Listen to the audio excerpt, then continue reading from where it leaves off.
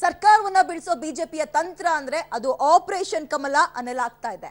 Operation ಕಮಲಕ್ಕಾಗಿ ಅದೆಷ್ಟೋ ಪ್ಲಾನ್ಗಳು, ತಂತ್ರ, ರಣತಂತ್ರಗಳು ಕಮಲಪಾಳ್ಯದಲ್ಲಿ ಮಾಡುತ್ತಲೇ ಬರ್ತಾ ಇದ್ದಾರೆ. ಆದ್ರೂ ಕೂಡ ಕೇಸರಿ ನಾಯಕರ ಯಾವ ತಂತ್ರಗಳು ಕೂಡ ಈವರೆಗೆ ಫಲ ಕೊಟ್ಟಿಲ್ಲ. ಪದೇ ಪದೇ ಆಪರೇಷನ್ ಫೇಲ್ ಆಗ್ತಾ ಇದೆ. ಒಂದ್ ಸರಿ ಅಲ್ಲ, ಎರಡ್ ಸರಿ ಅಲ್ಲ, ಪ್ರತಿ ಬಾರಿ ಕೂಡ ಆಪರೇಷನ್ ಇದೆ. ಇದಕ್ಕೆ ಕಾರಣವಾದ್ರೂ ಏನು? BSY ಮಾಡ್ತಾ ಇರೋ ಪ್ರತಿ ಪ್ಲಾನ್ಗಳು ಕೂಡ ಲೀಕ್ ಆಗ್ತಾ ಇದೆ ಅನ್ನೋದು ಮೇಲ್ನೋಟಕ್ಕೆ ತಿಳಿಯುತ್ತೆ. ಹಾಗಾದ್ರೆ ಕೇಸರಿ ಕೋಟೆಯಲ್ಲಿ HDKಯ ಗೂಢಾಚಾರಿ ಇದ್ದಾನ? ಆಪರೇಷನ್ ಸೀಕ್ರೆಟ್ ಇನ್ನೆಲ್ಲ ಆ ಪತ್ತೇದಾರಿ CMಗೆ ತಿಳಿಸ್ತಾ ಇದ್ದಾನ? ಹಾಗಾದ್ರೆ BSY ಕ್ಯಾಂಪ್ ನಲ್ಲಿ ಇರೋ HDKಯ ಶಿಷ್ಯ ಯಾರು? BSY ಹೈ ಸ್ಪೀಡಿಗೆ HDK ಬ್ರೇಕ್ ಆಗಿದ್ದೆಗೆ ಬನ್ನಿ ನಾವು ಹೇಳ್ತೀವಿ. BSY ಪದೇ ಪದೇ ಫೇಲ್, HDK ಪ್ರತಿ ಬಾರಿ ಪಾಸ್. ಸಕ್ಸಸ್ ಆಗ್ತಾ ಇಲ್ಲ BSY ಸರ್ಕಾರ ಕೆಡವೋ ತಂತ್ರ. ಫಲ ಕೊಡ್ತಾ ಇಲ್ಲ BSY ಆಪರೇಷನ್ ಮಂತ್ರ.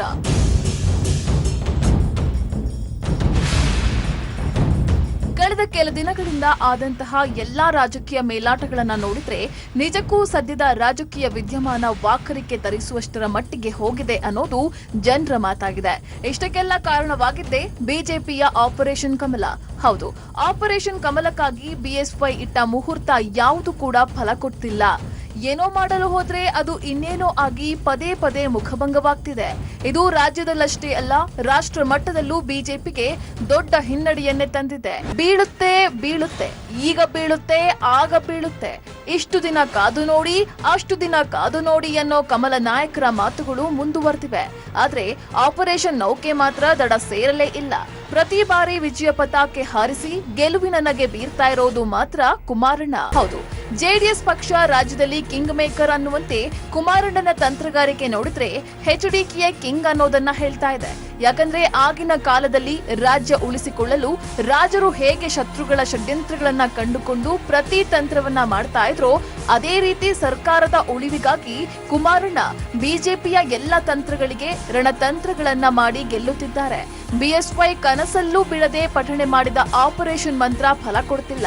ಹೀಗ್ಯಾಕಾಯ್ತು, ಚಾನ್ಸೇ ಇಲ್ವಲ್ಲ ಅಂತ BSY ಮಾತ್ರ ತಲೆ ಕೆಡಿಸಿಕೊಂಡು ಕೂತಿದ್ದ. BSY ಪ್ರತಿ ಪ್ಲಾನ್ ಲೀಕ್ ಆಗ್ತಿದೆಯಾ? ಕುಮಾರಣ್ಣನ ಆ ತಂತ್ರಗಾರಿಕೆ ವರ್ಕೌಟ್ ಆಗ್ತಿದೆಯಾ? BSYಗೆ ಗುರುಬಲ ಇಲ್ಲ, HDKಗೆ ಇದೆ. ಅವರ ಜಾತಕ ಹಾಗೆ, ಇವರ ಜಾತಕ ಹೀಗೆ, ಅದಕ್ಕೆ ಹೀಗಾಗ್ತಿದೆ ಅನ್ನೋದಕ್ಕೆ ನಾವು ಜಾತಕ ಬಲದ ಬಗ್ಗೆ ಮಾತನಾಡ್ತಿಲ್ಲ. ಬದಲಿಗೆ ರಾಜ್ಯ ರಾಜಕಾರಣದಲ್ಲಿ ಆಗ್ತಾ ಇರೋ ಪ್ರಸ್ತುತ ಬೆಳವಣಿಗೆಯನ್ನ ಸವಿಸ್ತಾರವಾಗಿ ನಿಮ್ಮ ಮುಂದೆ ಇಡ್ತಾ ಇದ್ದೀವಿ. ಕುಮಾರಣ್ಣನ ಸರ್ಕಾರ ಅಧಿಕಾರಕ್ಕೆ ಬಂದ ದಿನದಿಂದಲೂ ಬಿಜೆಪಿ ನಾಯಕರದ್ದು ಅದೇ ರಾಗ, ಅದೇ ಹಾಡು. ಸರ್ಕಾರ ಬೀಳುತ್ತೆ, ನಾವೇನು ಮಾಡಲ್ಲ, ಆದ್ರೆ ತೆರೆಮರೆಯಲ್ಲಿ ಆಗ್ತಾ ಇರುವ ಬೆಳವಣಿಗೆಗಳಿಗೆ ಮಾತ್ರ ನಾವು ಜವಾಬ್ದಾರರಲ್ಲ ಅಂತಾರೆ. ಆದ್ರೆ ಕುಮಾರಣ್ಣ ಕೂಡ ರಾಜಕೀಯ ಬಲ್ಲವರು. ದೇಶದ ಪ್ರಧಾನಿಯಾಗಿ ಸೇವೆ ಸಲ್ಲಿಸಿದ್ದ ರಾಜಕೀಯ ಮುತ್ಸದ್ದಿ ದೇವೇಗೌಡರ ಮಗ. ಹಾಗಾಗಿ ಅವರ ಕೆಲ ತಂತ್ರಗಾರಿಕೆಗಳಿಂದ BSY ಪ್ಲಾನ್ ಎಲ್ಲ ಲೀಕ್ ಆಗ್ತಿದೆ ಎನ್ನಲಾಗ್ತಿದೆ. ಅಷ್ಟಲ್ಲದೆ ಕಮಲಪಾಳ್ಯ ಪದೇ ಪದೇ ಫೇಲ್ಯೂರ್ ಆಗೋದಕ್ಕೆ ಚಾನ್ಸ್ ಇಲ್ಲ. ಯಾಕಂದ್ರೆ BSY ಕೂಡ ರಾಜಕೀಯವನ್ನ ಬಲ್ಲವರೇ. ಮೈತ್ರಿ ಯಾವಾಗ ಡೇಂಜರ್ ಝೋನ್ಗೆ ಬರಲಿದೆ ಅನ್ನೋದು CMಗೆ ಗೊತ್ತಾಗುತ್ತೆ. ಹಿಂದೆಯೇ ಕುಮಾರಣ್ಣ ದೋಸ್ತಿಗಳನ್ನ ಅಲರ್ಟ್ ಮಾಡಿ ಸರ್ಕಾರ ಸುಭದ್ರವಾಗಿರುವಂತೆ ನೋಡಿಕೊಳ್ತಾರೆ. ಎಲ್ಲಿ ಯಾವ ನಟ್ ಲೂಸ್ ಆಗಿರುತ್ತೋ ಅದನ್ನೇ ಹಿಡಿದು ಟೈಟ್ ಮಾಡೋ ಮೂಲಕ ಮೈತ್ರಿ ನೌಕೆ ಪಯಣ ಮುಂದುವರಿಯುವಂತೆ ಮಾಡ್ತಾರೆ. ಇದೆಲ್ಲ ಹೇಗೆ ಸಾಧ್ಯ ಅನ್ನೋ ಪ್ರಶ್ನೆಯನ್ನ ಬೆನ್ನು ಹತ್ತಿದ್ರೆ ಸಿಗೋ ಉತ್ತರವೇ ಕಮಲಕೋಟೆಯ ಎಲ್ಲಾ ವಿದ್ಯಮಾನಗಳು HDKಗೆ ಪಿನ್ ಟು ಪಿನ್ ಅಪ್ಡೇಟ್ ಆಗುತ್ತಂತೆ. ಆಪರೇಷನ್ ಕಮಲದ ನೆಕ್ಸ್ಟ್ ಸ್ಟೆಪ್ ಏನು ಅನ್ನೋ ಮೆಸೇಜ್ ಕುಮಾರಣ್ಣನಿಗೆ ತಲುಪುತ್ತಂತೆ. ಹಾಗಾದ್ರೆ ಇದೆಲ್ಲ ಕುಮಾರಣ್ಣನಿಗೆ ಗೊತ್ತಾಗೋದು ಹೇಗೆ? ಬಿಜೆಪಿ ನಾಯಕರು ಏನೇನ್ ಮಾಡ್ತಿದ್ದಾರೆ, ಯಾರಿಗೆ ಎಷ್ಟೆಲ್ಲ ಆಮಿಷ ಒಡ್ಡುತ್ತಿದ್ದಾರೆ, ಎಲ್ಲವೂ ನನ್ಗೆ ಗೊತ್ತಿದೆ ಅನ್ನೋ ಮಾತುಗಳನ್ನ ಅಷ್ಟಲ್ಲದೆ ಕುಮಾರಣ್ಣ ಹೇಳೋದಿಲ್ಲ ಅನ್ನೋದು ರಾಜಕೀಯ ವಲಯದ ಮಾತಾಗಿದೆ. ಕಮಲಕೋಟೆಯಲ್ಲಿದ್ದಾನ ಕುಮಾರಣ್ಣನ ಸೀಕ್ರೆಟ್ ಏಜೆಂಟ್. BSY ಪ್ಲಾನ್ಗಳೆಲ್ಲ ಅವನಿಂದಲೇ ಲೇಕ್ಔಟ್. ರಾಜ್ಯ ಕೇಸರಿ ಪಡೆ ಏನ್ ಮಾಡ್ತಿದೆ, ಮುಂದೆ ಮಾಡೋದಕ್ಕೆ ಹೊರಟಿರೋದು ಏನು ಅನ್ನೋದು ಕುಮಾರಣ್ಣನಿಗೆ ಗೊತ್ತಾಗುತ್ತಂತೆ. ಅದಕ್ಕೆ ಪ್ರಸ್ತುತ ರಾಜಕೀಯ ವಿದ್ಯಮಾನಗಳಲ್ಲಿ ಹಲವಾರು ನಿದರ್ಶನಗಳಿವೆ. ಈ ಎಲ್ಲವನ್ನ ನೋಡಿದ್ರೆ ಕುಮಾರಣ್ಣನ ಸೀಕ್ರೆಟ್ ಏಜೆಂಟ್ಗಳು ಕಮಲಕೋಟೆಯಲ್ಲಿ ಇದ್ದಾರೆ ಅನ್ನೋ ಅನುಮಾನ ಮೂಡದೇ ಇರೋದಿಲ್ಲ. ಹೌದು, ಕುಮಾರಣ್ಣ ರಾಜ್ಯದಲ್ಲಿ ಒಂದು ರೀತಿಯಲ್ಲಿ ಜೇಮ್ಸ್ ಬಾಂಡ್ ಆಗಿದ್ದಾರೆ. ಅವರ ನಡೆ ನಿಜಕ್ಕೂ ನಿಗೂಢ. ಯಾರು ಯಾರಿಗೆ ಎಷ್ಟು ಆಫರ್ ಕೊಟ್ಟಿದ್ದಾರೆ, ನೆಕ್ಸ್ಟ್ ಗಾಳಕ್ಕೆ ಬೀಳಲಿರೋ ಮೀನು ಯಾವುದು ಅನ್ನೋದು ಪಕ್ಕ ಗೊತ್ತಾಗುತ್ತೆ. ಇದಕ್ಕೆ ಕಾರಣವೇ ಕುಮಾರಣ್ಣನ ಗೂಢಾಚಾರಿಗಳು ಎನ್ನಲಾಗ್ತಿದೆ. ಹೌದು, ಶತ್ರುಗಳ ಕೋಟೆಯಲ್ಲಿ ನಡೆಯೋ ಬೆಳವಣಿಗೆಗಳನ್ನ ತಿಳಿದುಕೊಳ್ಳಲೆಂದೇ ಕುಮಾರಣ್ಣ ಸೀಕ್ರೆಟ್ ಟೀಮ್ ಒಂದನ್ನ ಕಮಲಪಾಳ್ಯದಲ್ಲಿ ಬಿಟ್ಟಿದ್ದಾರೆ ಅನ್ನೋ ಮಾತುಗಳು ರಾಜಕೀಯ ವಲಯದಿಂದ ಕೇಳಿ ಬರ್ತಿವೆ. ಶಿಷ್ಯನೊಬ್ಬ ಎಲ್ಲಾ ಮಾಹಿತಿಯನ್ನ ಕುಮಾರಣ್ಣನಿಗೆ ರವಾನೆ ಮಾಡ್ತಿದ್ದಾನಂತೆ. ಆತನಿಂದಲೇ ಆಪರೇಷನ್ ಸೀಕ್ರೆಟ್ಗಳು ಲೀಕ್ ಆಗ್ತಾ ಇದ್ದು ಕುಮಾರಣ್ಣನ ಸರ್ಕಾರ ಸೇಫ್ ಆಗ್ತಿದೆ ಎನ್ನಲಾಗ್ತಿದೆ.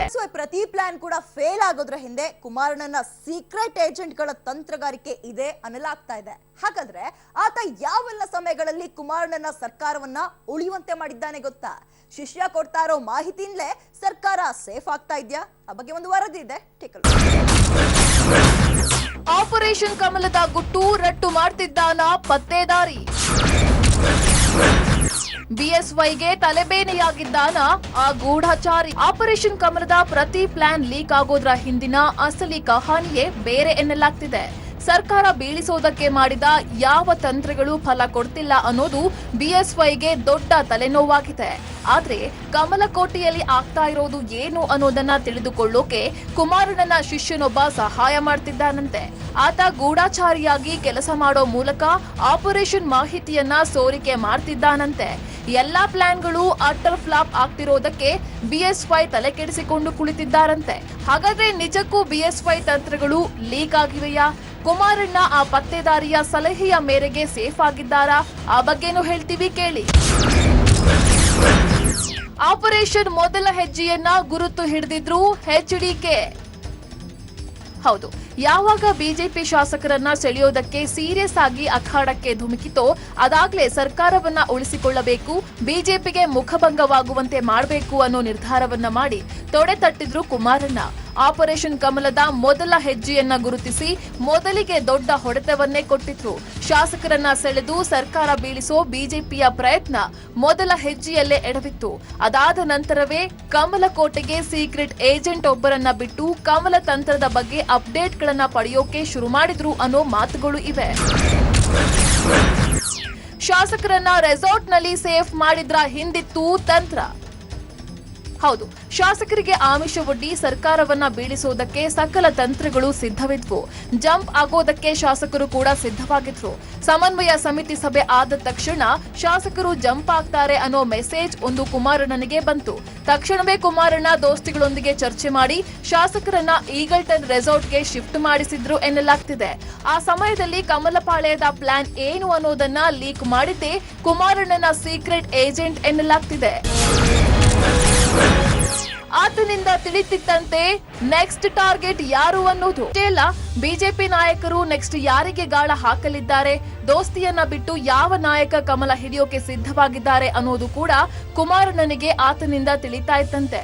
ಮೈತ್ರಿ ಸರ್ಕಾರದ ಅತೃಪ್ತರನ್ನ ಬಿಎಸ್ವೈ ಹೇಗೆ ಭೇಟಿ ಮಾಡಲಿದ್ದಾರೆ, ಕೇಸರಿ ನಾಯಕರು ಸ್ವಲ್ಪ ದಿನ ಕಾದು ನೋಡಿ ಅನ್ನೋದ್ರ ಹಿಂದಿನ ಅರ್ಥವೇನು ಅನ್ನೋ ಎಲ್ಲವನ್ನ ಆ ಚಾಣಕ್ಯ ಕುಮಾರಣ್ಣನಿಗೆ ತಿಳಿಸ್ತಾ ಇದ್ನಂತೆ. ಹಾಗಾಗಿಯೇ ಬಿಎಸ್ವೈ ಇಟ್ಟಿದ್ದ ಹೊಸ ವರ್ಷ, ಸಂಕ್ರಾಂತಿ, ವಸಂತ ಪಂಚಮಿಯ ಎಲ್ಲಾ ಮುಹೂರ್ತಗಳು ಫೇಲ್ ಆಗಿದ್ದು ಎನ್ನಲಾಗ್ತಿದೆ.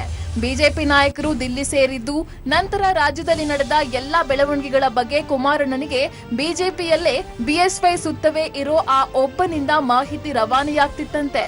ಈಗಲೂ ಕೂಡ ಬಿಜೆಪಿ ಪಾಳ್ಯದ ಎಲ್ಲಾ ಅಪ್ಡೇಟ್ಗಳು ಕುಮಾರಣ್ಣನಿಗೆ ಸಿಗ್ತಾ ಇದೆಯಂತೆ. ಕುಮಾರಣ್ಣನ ಸರ್ಕಾರವನ್ನ ಉಳಿಸೋದಕ್ಕೆ ಸಾಕಷ್ಟು ಪ್ರಯತ್ನ ಪಡ್ತಾ ಇರೋದು ಆತ ಯಾರಿರ್ಬೋದು? ಆಪರೇಷನ್ ಕಮಲದ ಎಲ್ಲಾ ಮಾರ್ಗಗಳನ್ನ ಎಚ್ಡಿಕೆಗೆ ತೋರಿಸಿಕೊಡ್ತಾ ಇರೋ ಆ ಗೂಢಾಚಾರಿ ಯಾರು ಅನ್ನೋದು ಈಗ ಸಾಕಷ್ಟು ಕುತೂಹಲವನ್ನ ಕೆರಳಿಸ್ತಾ ಇದೆ. ಹಾಗಾದ್ರೆ ಆತ ಯಾರು ಅನ್ನೋ ಪ್ರಶ್ನೆಗೆ ಟೇಕ್ ಅ ಲುಕ್.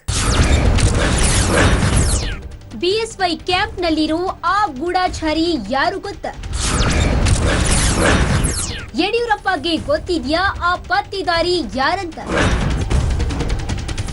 ಕುಮಾರಣ್ಣನ ಸರ್ಕಾರವನ್ನ ಕೆಡವೋದಕ್ಕೆ ಬಿಎಸ್ವೈ ಅಂಡ್ ಟೀಮ್ ಎಷ್ಟು ಹುಷಾರಾಗಿ ಕೆಲಸ ಮಾಡ್ತಿತ್ತು ಅಂದ್ರೆ ಕೇಸರಿ ಕೋಟೆಯ ಅದೆಷ್ಟು ನಾಯಕರಿಗೆ ಇದರ ಬಗ್ಗೆ ಸರಿಯಾದ ಮಾಹಿತಿ ಇರ್ಲಿಲ್ವಂತೆ. ಅಷ್ಟು ಎಚ್ಚರಿಕೆಯ ಹೆಜ್ಜೆಯನ್ನ ಬಿಎಸ್ವೈ ಇಟ್ಟಿದ್ರು. ಆಪರೇಷನ್ ಫೇಲ್ ಆದ್ರೂ ಸರಿ, ಪಟ್ಟು ಬಿಡದ ತ್ರಿವಿಕ್ರಮನಂತೆ ಶಾಸಕರಿಗೆ ಗಾಳ ಹಾಕುತ್ತಲೇ ಇದ್ರು ಬಿಎಸ್ವೈ ಅಂಡ್ ಟೀಮ್. ಈ ಕೆಲಸಕ್ಕಾಗಿ ಬಿಎಸ್ವೈ ಕೆಲ ನಾಯಕರನ್ನ ಮಾತ್ರ ನಂಬಿದರಂತೆ. ಆಪರೇಷನ್ನ ಎಲ್ಲಾ ಮಾಹಿತಿಯನ್ನ ಆ ಸೆಲೆಕ್ಟೆಡ್ ಲೀಡರ್ಸ್ ಜೊತೆ ಮಾತ್ರವೇ ಬಿಎಸ್ವೈ ಚರ್ಚೆ ಮಾಡ್ತಿದ್ರಂತೆ. ಆದ್ರೂ ಪ್ರತಿ ಬಾರಿ ಕುಮಾರಣ್ಣನದ್ದೇ ಗೆಲುವಾಗ್ತಾ ಇತ್ತು. ಅದಕ್ಕೆ ಸಹಾಯ ಮಾಡಿದ್ದೇ ಬಿಎಸ್ವೈ ಟೀಮ್ನಲ್ಲಿದ್ದ ಆ ವ್ಯಕ್ತಿ ಎನ್ನಲಾಗಿದೆ. ಹೌದು, ಕುಮಾರಣ್ಣನ ಈ ಗೂಢಾಚಾರಿ ಕಮಲಕೋಟೆಯ ನಾಯಕ. ಆದ್ರೆ ಕುಮಾರಣ್ಣನಿಗೆ ಅತ್ಯಾಪ್ತ, ಕುಮಾರಣ್ಣನ ನಂಬಿಕಸ್ಥ ವ್ಯಕ್ತಿ ಎನ್ನಲಾಗ್ತಾ ಇದೆ.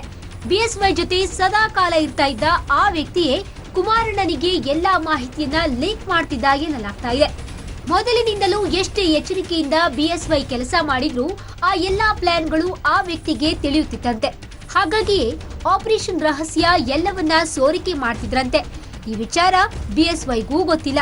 ಹಾಗಾಗಿಯೇ ಪದೇ ಪದೇ ಆಪರೇಷನ್ ಪ್ಲಾನ್ ಮಾಡಿ ಸೋತು ಹೋಗ್ತಿದ್ದಾರೆ ಎನ್ನಲಾಗ್ತಾ ಇದೆ. ಬಿಎಸ್ವೈ ಓವರ್ ಸ್ಪೀಡ್ಗೆ ಕುಮಾರಣ್ಣನೇ ಸ್ಪೀಡ್ ಬ್ರೇಕರ್. ಅಧಿಕಾರದ ಹತ್ತಿರಕ್ಕೆ ಬಂದ್ರು ಕುರ್ಚಿ ಸಿಗ್ಲಿಲ್ಲ ಅನ್ನೋ ಕೊರಗು ಬಿಎಸ್ವೈಗೆ ಇದ್ದೇ ಇತ್ತು ಎನ್ನಲಾಗ್ತಾ ಇದೆ. ರಾಜ್ಯದಲ್ಲಿ ಎರಡೂ ಪಕ್ಷಗಳು ಮೈತ್ರಿ ಮಾಡಿಕೊಂಡಿದ್ದೇ ತಡ. ನಮ್ಮಲ್ಲಿ ಸಂಖ್ಯಾಬಲವಿದೆ, ನಾವೇ ಸರ್ಕಾರ ರಚನೆ ಮಾಡ್ತೀವಿ ಅಂತ ಬಿಎಸ್ವೈ ಮುಖ್ಯಮಂತ್ರಿಯಾಗಿ ಅಧಿಕಾರ ಸ್ವೀಕಾರ ಮಾಡಿದ್ರು. ಸಂಖ್ಯಾಬಲ ತೋರಿಸಲು ಸಮಯ ಕೇಳಿದ್ರು. ಆ ಸಮಯದಲ್ಲಿ ಶಾಸಕರನ್ನ ಸೆಳೆದು ಬಹುಮತ ಸಾಬೀತು ಮಾಡೋ ಪ್ಲಾನ್ ಬಿಎಸ್ವೈ ಅವರದಾಗಿತ್ತು. ಆದ್ರೆ ತೀನ್ ದಿನ್ ಕಾ ಸುಲ್ತಾನ್ ಆದ ಬಿಎಸ್ವೈ ರಾಜೀನಾಮೆ ಕೊಡಬೇಕಾಯಿತು. ಗಾಯಗೊಂಡ ಹುಲಿಯಂತಾಗಿದ್ದ ಬಿಎಸ್ವೈ ಹೇಗಾದ್ರೂ ಮಾಡಿ ಸರ್ಕಾರವನ್ನ ಬೀಳಿಸಬೇಕು ಅನ್ನೋ ಪಣ ತೊಟ್ರು. ಹಾಗಾಗಿಯೇ ಆಪರೇಷನ್ ಕಮಲ ಮಾಡೋದಕ್ಕೆ ಪದೇ ಪದೇ ಫೀಲ್ಡ್ಗೆ ಇಳಿದ್ರು. ಬಟ್ ಆ ಓವರ್ ಸ್ಪೀಡೇ ಅವರಿಗೆ ಮುಳುವಾಯ್ತಾ ಅನ್ನೋ ಪ್ರಶ್ನೆ ಕಾಡಲಾರಂಭಿಸಿದೆ. ಸರ್ಕಾರವನ್ನ ಕೆಡವೋ ಉತ್ಸಾಹದಲ್ಲಿದ್ದ ಬಿಎಸ್ವೈ ಸಾಕಷ್ಟು ಯೋಚನೆ ಮಾಡಿಯೇ ಎಲ್ಲಾ ರೀತಿಯ ಯೋಜನೆಗಳನ್ನ ಹಾಕಿಕೊಂಡೇ ಫೀಲ್ಡ್ಗೆ ಧುಮುಕಿದ್ರು. ಆದ್ರೆ ಶತ್ರುಗಳ ತಂತ್ರವೇನು ಅನ್ನೋದನ್ನ ಮೊದಲೇ ಅರಿತ ಕುಮಾರಣ್ಣ ಅವರ ಟೀಮ್ನಲ್ಲೇ ಸೀಕ್ರೆಟ್ ಏಜೆಂಟ್ನ ಬಿಟ್ಟು ಎಲ್ಲವನ್ನ ತಿಳಿದುಕೊಂಡಿದ್ದಾರೆ ಎನ್ನಲಾಗ್ತಾ ಇದೆ. ಹಾಗಾಗಿಯೇ ಆಪರೇಷನ್ ಪದೇ ಪದೇ ಟುಸ್ ಆಗಿದ್ದು ಕುಮಾರಣ್ಣ ಗೆದ್ದು ಬೀಗಿದ್ದು. ಆದ್ರೆ ಈವರೆಗೂ ಆ ಸೀಕ್ರೆಟ್ ಏಜೆಂಟ್ ಯಾರು ಅನ್ನೋದನ್ನ ಯಾವ ಮೂಲಗಳು ಖಚಿತಪಡಿಸಿಲ್ಲ. ಆದ್ರೆ ಕುಮಾರಣ್ಣನಿಗೆ ಸಹಾಯ ಮಾಡೋ ಆ ಗೂಢಾಚಾರಿ ಕೇಸರಿ ಕೋಟೆಯಲ್ಲೇ ಇದ್ದಾನೆ ಅನ್ನೋದು ರಾಜಕೀಯ ವಲಯದ ಮಾತಾಗಿದೆ. ಸರ್ಕಾರವನ್ನ ಉಳಿಸ್ಕೊಳ್ಳೋದಕ್ಕೆ ಕುಮಾರಣ್ಣ ಜೇಮ್ಸ್ ಬಾಂಡ್ನ ರೀತಿಯಲ್ಲಿ ತಂತ್ರಗಳನ್ನ ಮಾಡ್ತಾನೆ ಇದ್ದಾರೆ. ಹಾಗಾಗಿಯೇ ಸರ್ಕಾರ ಸೇಫ್ ಆಗಿದೆ ಅನ್ನೋ ಮಾತುಗಳು ಕೂಡ ಕೇಳಿ ಬರ್ತಾ ಇದೆ. ಈ ರಣತಂತ್ರ ಹೀಗೆ ಮುಂದುವರಿಯುತ್ತಾ ಅಥವಾ ಇದಕ್ಕೆ ಪ್ರತಿತಂತ್ರವಾಗಿ ಬಿಎಸ್ವೈ ಪ್ಲಾನ್ ಚೇಂಜ್ ಮಾಡ್ತಾರಾ ಅನ್ನೋದನ್ನ ಕಾದು ನೋಡ್ಬೇಕಾಗಿದೆ. ಇದುವೇ ಹೊತ್ತಿನ ವಿಶೇಷ. ನೆನಪಿರ್ಲಿ, ನ್ಯೂಸ್ ಅಂದ್ರೆ ಪಬ್ಲಿಕ್.